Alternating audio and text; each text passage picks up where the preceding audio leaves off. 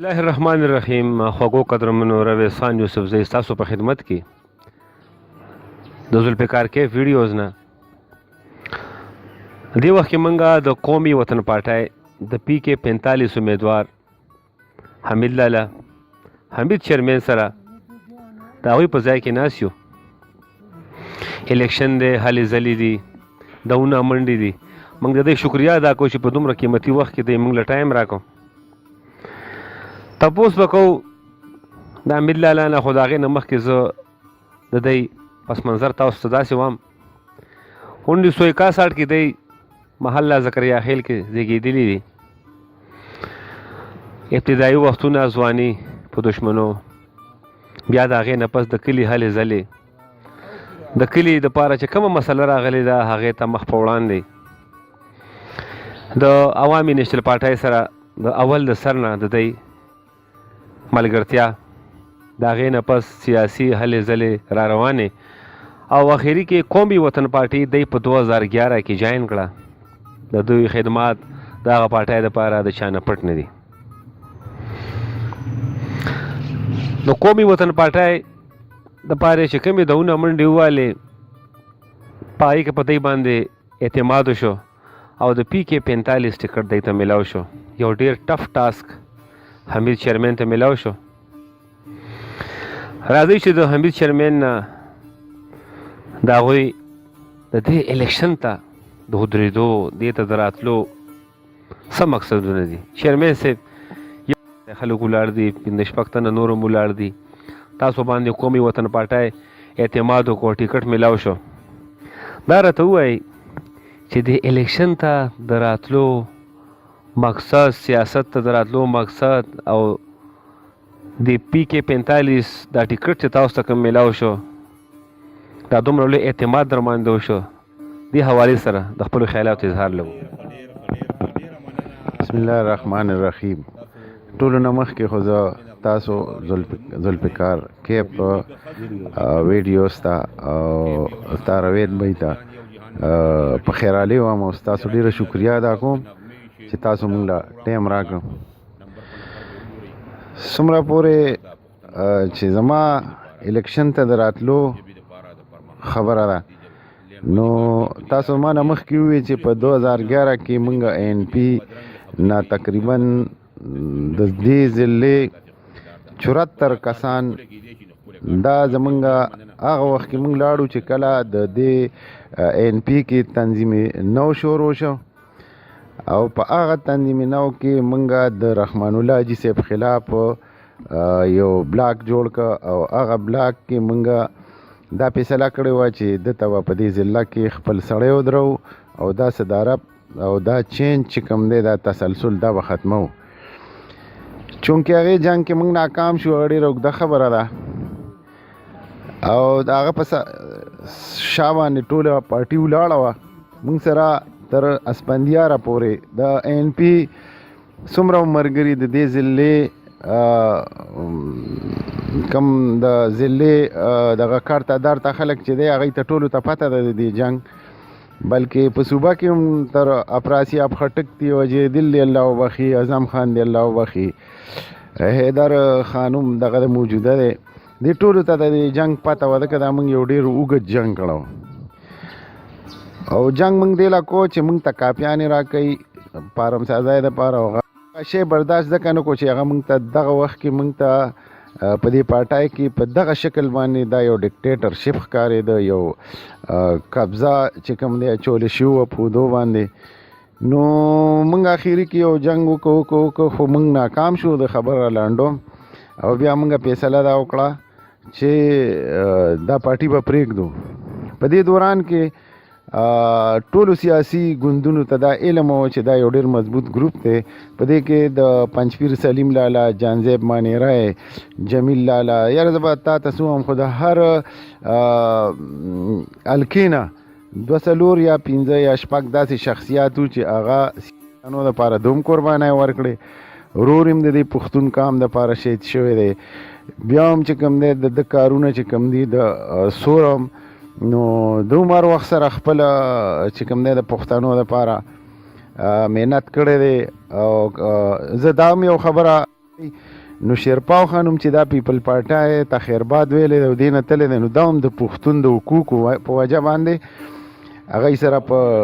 پیپل پارټای سره اختلافات راغلي دي. هغې وجه دا وه چې د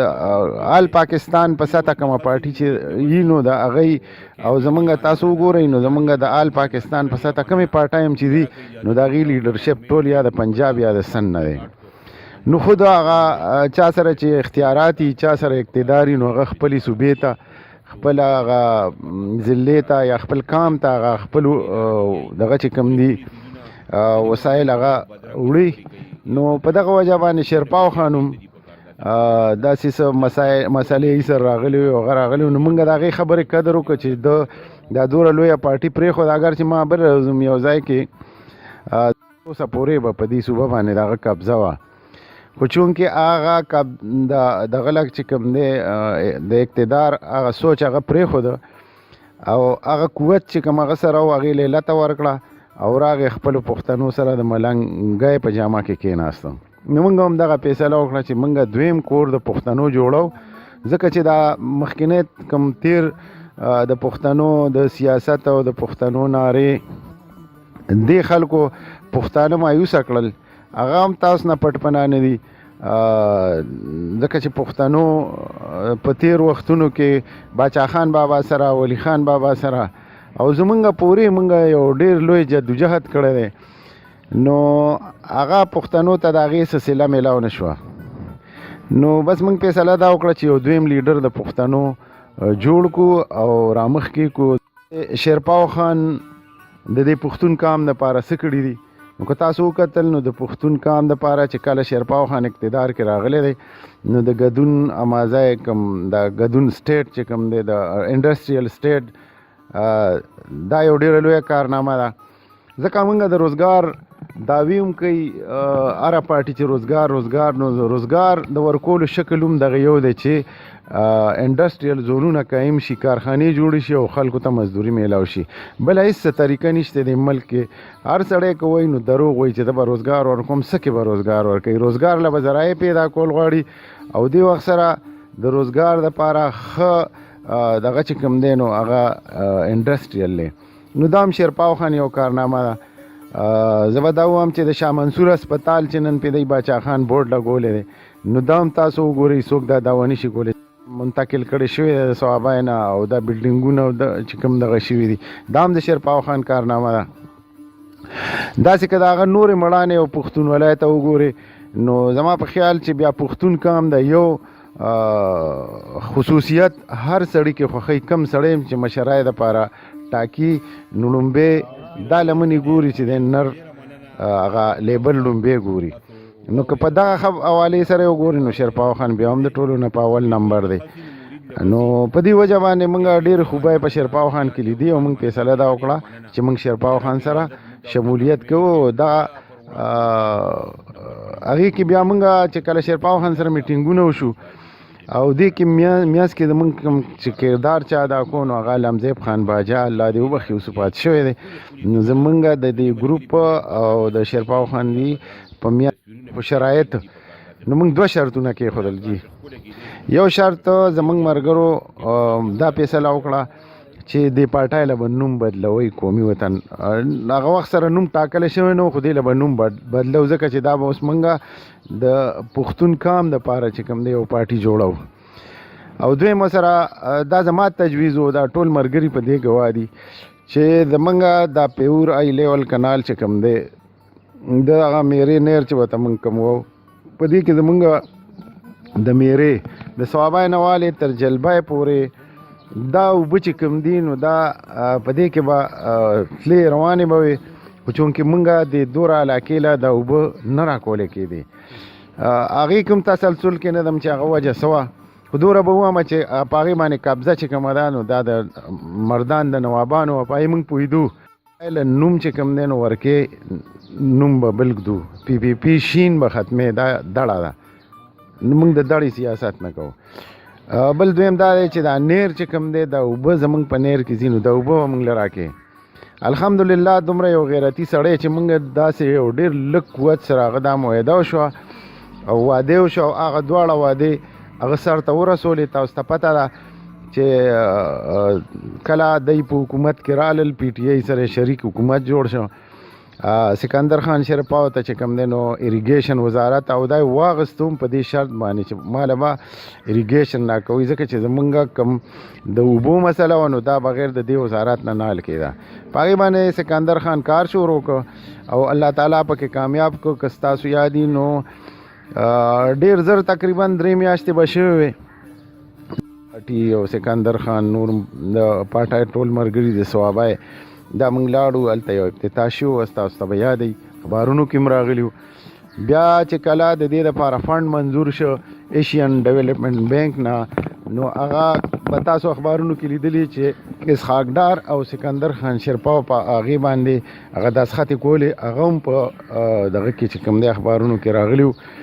زه ځکه دا خبره کوم چې اوس نور خلک په دې باندې دعوې کوي چې دا ما او دا ما.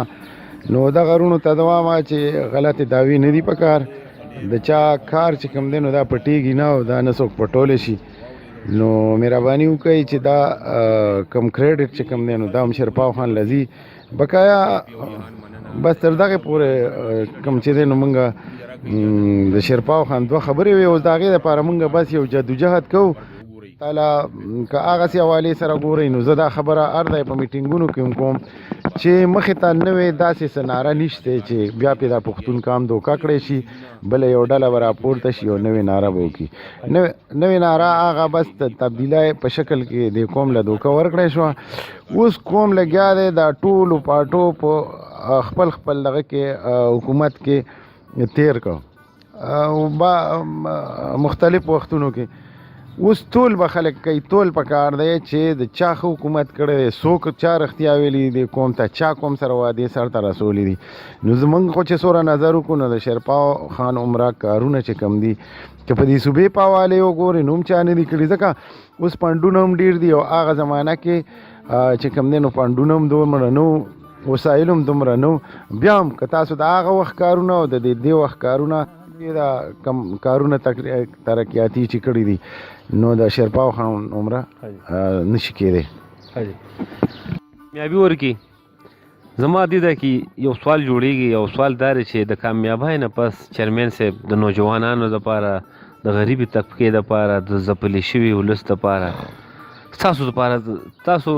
د دې طبقې دپاره د تعلیم حوالې سره د صحت حوالې سره داسې ذهن کې څه ایجنډه ده چې یاره که چېرې پاس شوم یا زمونږ په صوبه کې حکومت راغی نو داسې به کوو. ستاسو دې حوالې سره ستاسو دې حوالې سره حکمت عملي څه ده؟ د تعلیم حوالې سره او یا د نوجوان طبقې د روزګار مسله ده. نو رښتیا خبره دا ده چې زه خپله غریبې کورنۍ سره تعلق ساتم او موږ که تاسو وکتل نو یو حکومت هم په تعلیم کې موږ له زه خو به دا ووایم چې زما خپل سوچ دا دی چې دا تعلیم موږ د دې غریبې طبقې نه چین کېږي. موږ له تعلیم په سوچ سمج منصوبه باندې دا سرمایه‌دار نظام چې کوم په موږ باندې مسلط دی نو دا سرمایه‌دارانه نظام چې کوم دی دا نه غواړي چې د غریب بچی تعلیم وکړي او د غریب بچی په مخ کې باندې راشي. د یو وجه دا ده که تاسو دې ځای نږدې وکتل او ډونګي نظر سره وکتل نو زمونږ تعلیمي ادارې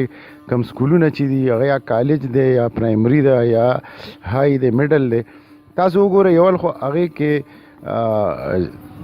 دغه ته وګورئ حالات ته وګورئ روایت به تاسو مونږ یو ځل دوه بوتلي تاسو خپله هم د خپلو سکولونو کې دغه کړي دي ویزټونه کړي دي. نو زه به دا ووایم چې زه مکمل په دې نتیجه رسېدلی یم او د ډېر وخت نه زما دې خبرې ته سوچ دی چې دا تعلیم چې کوم دی نو دا موږ نه چین کېږي موږ غریب له نه راکوي ځکه چې طبقاتي نظام چې کوم دی نو سرمایه‌دارو ځان له په مخصوصو ځایونو کې هغه په ښو موسمونو په دغه کې په خوشګوار ماحولونو کې ځان له ادارې جوړ کړي دي او د سرمایه‌دار بچی چې کوم دی نو په هغې کې تعلیم کوي او زموږ غریب بچي لکه نن هم ورشي تاسو په سکول ته ورغلی دی پرایمرای ته یا میډل ته تر میټریک پورې موږ تاسو یو ورځ تاسو ویزټ هم کړی او 95 په یو کمره کې 120 پورې کوم دغه چې دی کسان ناست دي او هغه هم په ټاټونو باندې دي دور ته وګوره جي د تبدیلی دی داو ته وګوره او بیا هم زمونږ په سکولونو کې واما زه چې دې سیزونو ته وګورم نو زه اوس دا خبره هر ځای کوم چې وایي موږ خو دا سوچ هم نه کوو چې زه د الیکشن ته دې ودرېږم. موږ هر وخت یو کس پوش کړی دی او هغه په دې سوچ پوش کړی دی چې دی به د دې قوم دپاره د دې تعلیم یا د روزګار دا د صحت دا یو درې مسایل چې کوم دي نو دا د انسان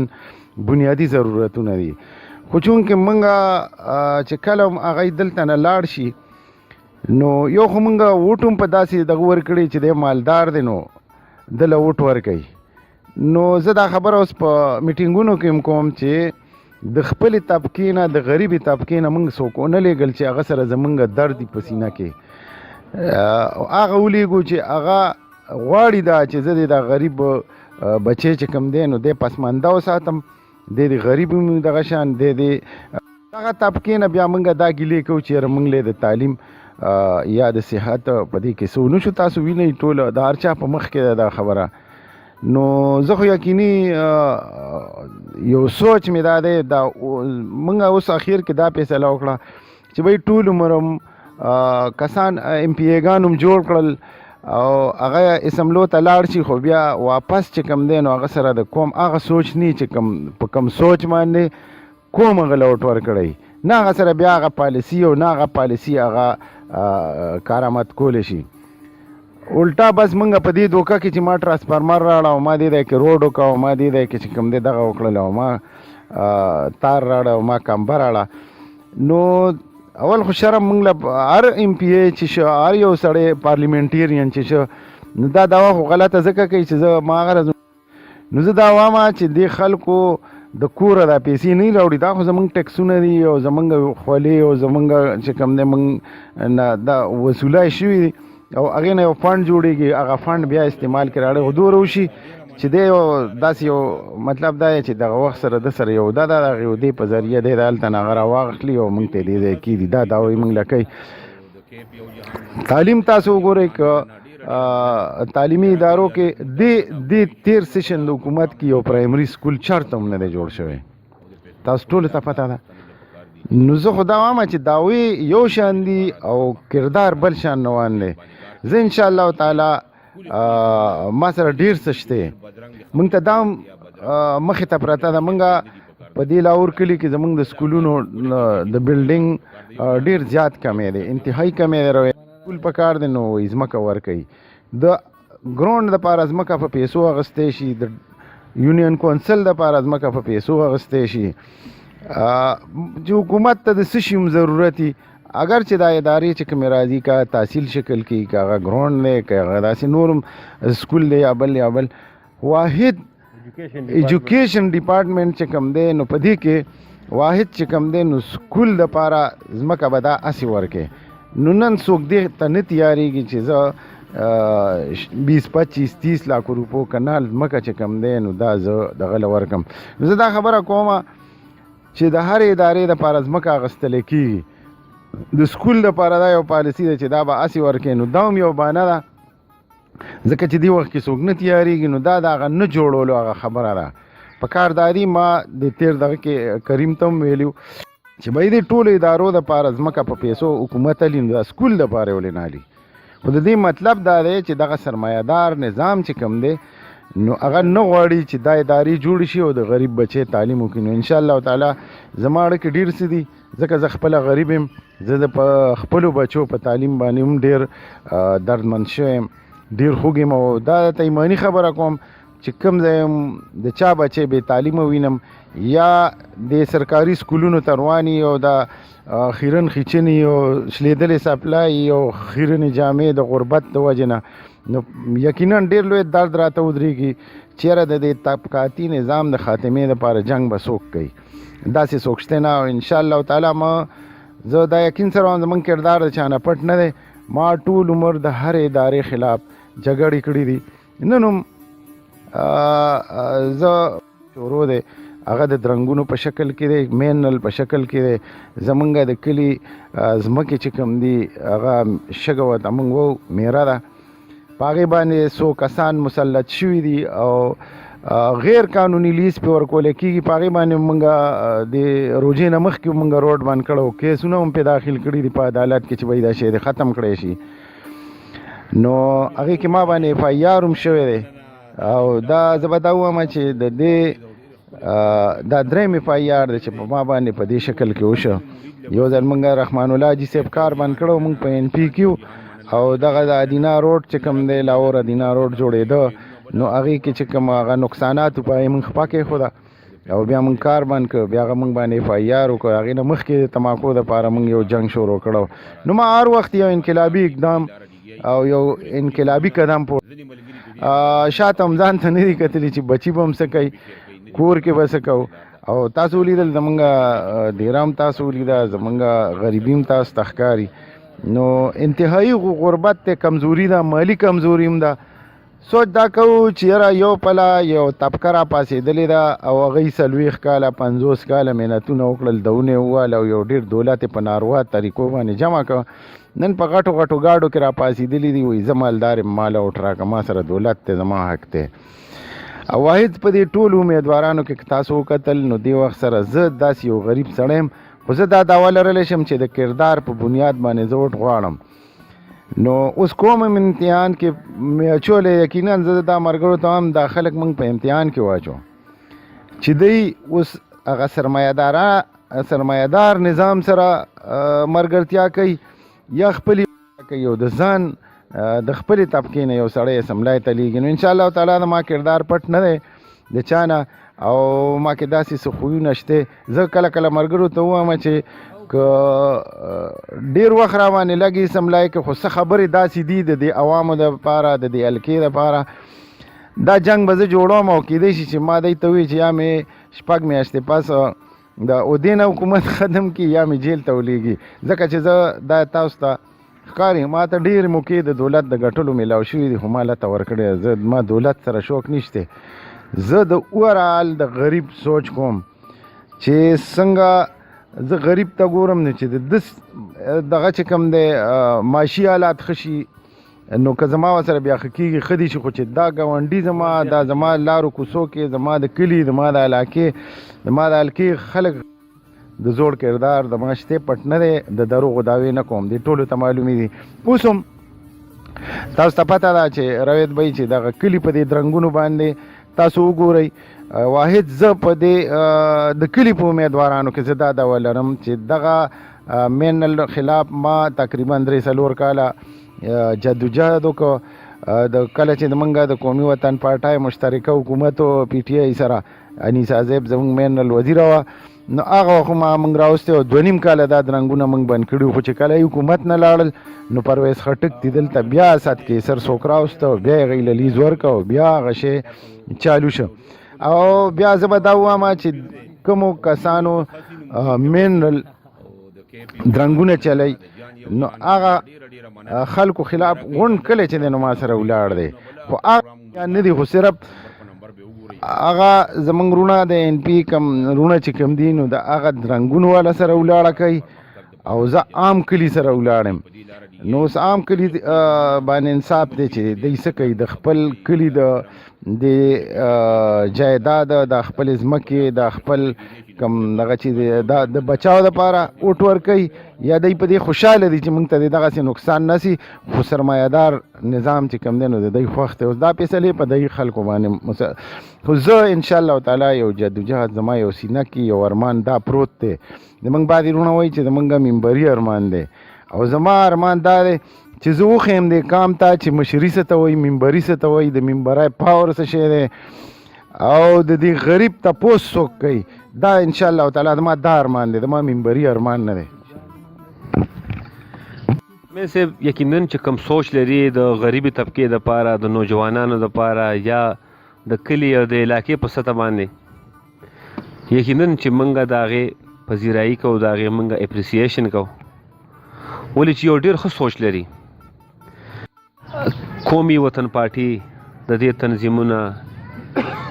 کلو په کلو باندې دي ملګري سره ښه کلک ولاړ دي د خپل پاس کېدو چانس یې درته څومره ښکاري جي لکه د دې دغه را لږ راکوي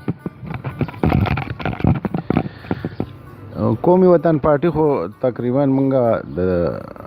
2012 نه د دې تنظیمونه مونږ شروع کړو. کله چې دې ته مونږ رالو نو دې کې مونږ یو نوې دغه جوړ کړ، پروګرام جوړ کړ چې هغه پارټي شو. کله نوم یې شو، د دې مخکې تنظیمونه نه وو. د دې کار ته درته دې حلقه کې دغلته توډیریوال عبدالکریم خان دی پکې، دغه دی پکې، صوابای کې یو دانه وه، یو لږ کسانو پکې. بهرحال هغه د شیرپاو خان ذاتي او د ډلې په شکل کې بې دعوا کوله چې د مونږ بس یو ډله ده. بیا مونږ چې کله رالو او قومي وطن پارټي نوم مهم شروع کړو، مونږ د هغې د پاره چې کوم دی نو ملګري را جمع کول به هغه تعلق په ذریعه باندې د خپلې هغه منشور په ناره باندې.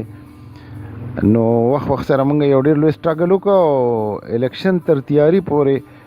13 الیکشن تیاري پورې مونږ تنظیمونه هم ښه برابر جوړ کړل او بیا هم ښه متحرکه هم کړل. یو ډېر لوی ورک هم پې وکړو. د هغې نتیجه د کریم د ګټې په شکل کې راغله، هغه پکې ایم پی اے هم شو. اگر چې 40 کاله ای سیاست کړو او په دې 40 کاله کې چې 100 الیکشن یې کړی نو ګټې مخې نه لیدلې. خو چې کله قومي وطن پارټي جوړه شوه، موږ غوندې خلک تنظیمي خلک ورته رالو، تنظیمونه هم جوړ کړل، نو ګټه پکې وشوه. نو زه به دا ووایم چې که زما دغه دا پورې خبره ده، نو موږ سره اوس هم هغه ملګري چې کوم موږ را تنظیمونو کې دغه کړي نو سیاق دې وخت سره دې الیکشن ته چې زه ګورم نو دا الیکشن ما ته داسې غوندې ښکاري چې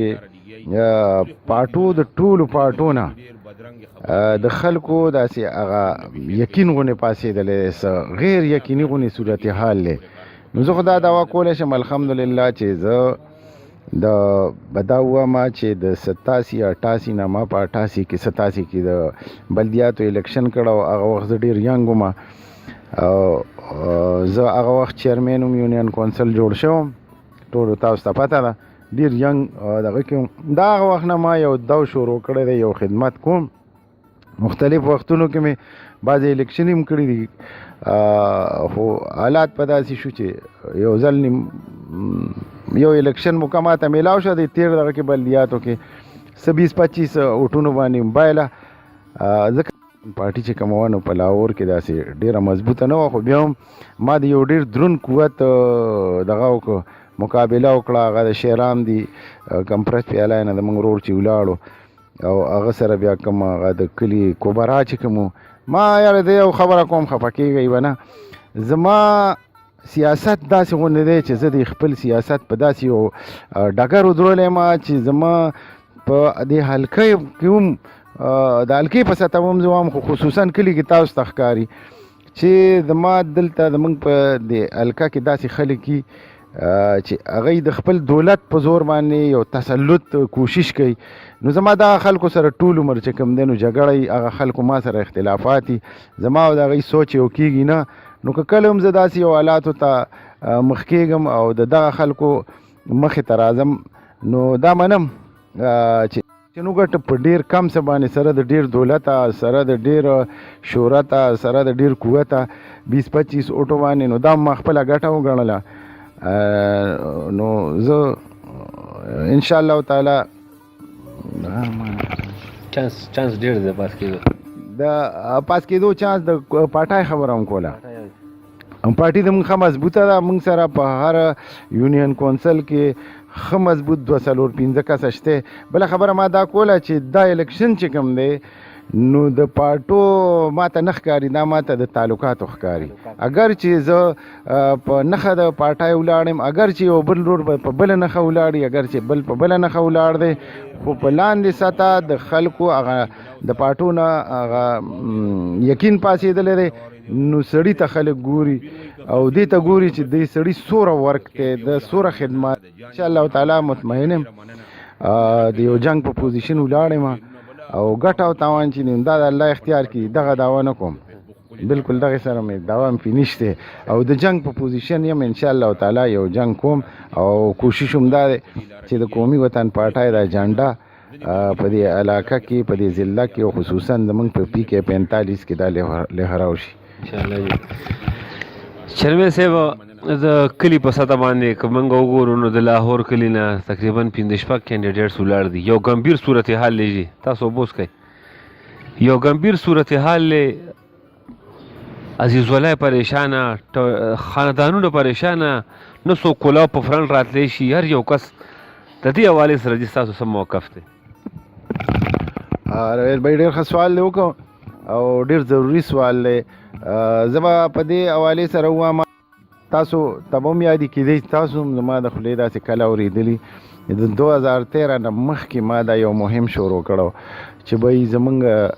دا کلی چې کوم دی نو دا منتشر دی او داسې مشران پکار دي چې دا راپاسي او متفقه طور چې کوم دی یو متفقه طور یو امیدوار ودرېږي اگر چې هغه د ډېر یو غریب سړي باندې خلک متفق شي نو لاهور دوره یو قوت دی چې هغه غریب سړی به یو لوی قوت جوړ شي او زمونږ کلي ته چې کوم دی نو د هغې مشري به راشي نو دا چل دی چې د څلورو د پنځو تاسو ته پته ده چې دې کې د مخکې ورځو کې تقریبا 15 شپږ ورځې وشوې زمونږ د لاهور کلي چې کوم دی نو دا کونسلران د منتخب ناظمین او ویلج چیرمنان ناظمان دا ټول LCA رواز خان استاد دی ایو کمیټي جوړه شو هغه په دې باره کې یو فیصله وکړه چې وای داسې کوو چې یو جرګه جوړه شي او دا جرګه چې کوم دی نو یو کس کی او دا متفق شو موږ او په یو کس متفق شو هغه پاسېدل هغې ټول امیدوارانو سره رابطې وکړې مال هم راغلي ما هم ولې تجویزونه هم څه ورکړه او اختیارات مې هم ورکړه ډاکټر فاروق صاحب له هم لاړل هغه هم اختیار ورکړه بلکې اختیار غوښته چې موږ له اختیار راکړئ که موږ هر څه فیصله وکړه خو زه نه پوهېږم چې دا سوال زه د هغه جرګې نه کوم چې هغه جرګه چې کوم دی نو خپل هغه منزل ته ولې ونه رسېدل څه وجه وشوه جرګه زما له هم واپس جواب نه یې راکړی ډاکټر فاروق نه مې تپوس وکړه هغه له هم واپس جواب نه دی تلی او جرګه خاموشه ولې پاتې شوه نو دا سوال زه د جرګې نه ستاسو په وساطت سره هم کوم زما شپې له غونډه ده په هغې وشوه چې تاسو ته اختیارات میلاو شو تاسو فیصله ونه کړه کوم تخکاره کوي کوم ځای نه نقصان دی چا کې نقصان دی وجه څه وشوه نو زه خو ایته هم دا خبره اوزار دی دا خبره کوم چې د کلي زمونږ د ګڼ کسان چې ودرېدل د کلي د کلی چې منتشر دی نو د دې واحد یو غلطي زمونږ کې چې کومه ده نو خود پسندي ده زمونږ بعضې ملګري چې دي نو دغه خودپسندي او ذاتی کم دغه چې کوم دی انا پرستی ده پکې دی انا پرستی او خودپسندی کلی تقسیم کو او موږ دا غواړو چې دا شی د ختم شي ځکه چې د دې نقصانات چې کوم دي نو دا خلکو ته نشته هغوی خو د خپل شهرت غرضیان دي که ګټي او قبایلي شهرت یې کېږي خو دلته لاندې طبقه چې کوم ده موږ غریب خلک نو هغه موږ تباه شو زموږ د میرې لارې نشته زموږ سره د بجلی دا لکه که دغه د بڼ لار ده که هغه نورې دي تقریبا د میرې او زموږ د لاهور کلي کوم چې دغه تک چې کوم دی نو دا بیخي ختم شو نو موږ دا خواست کوو دې خلکو ته چې وروره دا خودپسندي پرېږدئ یو ناپرستي پرېږدئ راشئ کښېنئ ما خو دا جرګې ته هم ویلي هر وخت مې دا ویلي چې کلی دی پرې متفق شي نو زما دې دښمن ولیني زه به ورپسې ولاړم د کلي د مفاداتو دپاره او د جرګې نه بیا هم یو ځل سوال کوم چې دا تپوس په تاسو نه کېږي په دې غلي کېږئ ما څه وجه وشوه چې تاسو وګرځېدئ تاسو چې کوم دی نو اختیارات واخیستل او تاسو فیصله ورنه کړه فیصله مو ونه روله نو د دې جواب دی چې دی نو کلي ته تاسو یې او زه به دا سوال کوم ډېره ډېره مننه حمید چیرمین صاحب مسافر دي دې وخت کې تاسو ګوري یقینا زموږ د کلي زموږ د علاقې ټول وروڼه په ګلف کنټریز کې دي په یورپ کې دي مسافر وروڼو ته خو زه اول سلام پیش کوم او یقیني ما ته چې کوم وروڼه زه دا کم بچي زه ووینم او دا بهر ځي دوبۍ ته ځي سعودي ته ځي مختلف ملکونو ته مزدورو لځي او هلته د هغوی حالات چې کوم دي هغې نه بیا موږ خبرېږو ما خپله مسافري کړې ده تقریبا کال یو نیم په سعودي عرب کې یو ډېر سخت حالات روانې تېر شوي دي لوږې هم پکې تېرې کړي دي او سختې مزدورۍ هم کړي دي نو چې زه هغې ته وګورم او د ځوانۍ عمر کې نو زه وایم چې دا زموږ بچي چې کوم دي نو ده هم به هم دقسې لوغړېږي دقسې به تکلیف کړي نو یقیني زه دا وایم چې دا زمونږ د دې سیاسي زمونږ د حکمرانان چې کوم دي